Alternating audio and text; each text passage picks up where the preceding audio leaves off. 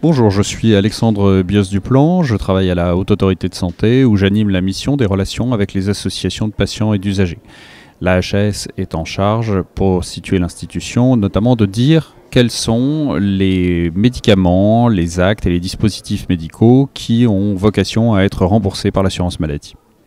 Le thème de ce débat était principalement les relations entre les associations de patients et les usagers, et c'est au titre de l'expérience que la HAS a dans ce domaine que j'y avais été invité. La HAS a reçu entre autres pour mission de publier les montants versés par l'industrie pharmaceutique et les industries de santé en général aux associations de patients.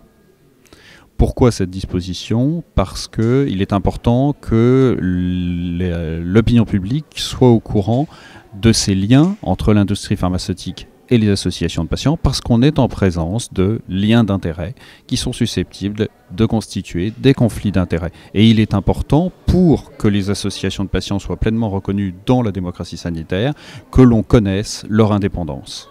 Ce débat a été tout à fait riche et intéressant, au-delà de, je dirais, du côté convenu du vocabulaire.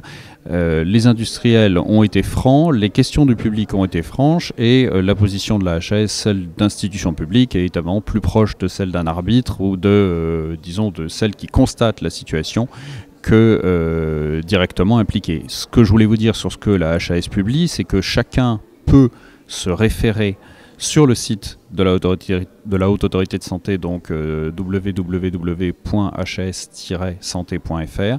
Donc sur ce site, chacun peut consulter les montants versés par les industries de santé aux associations de patients.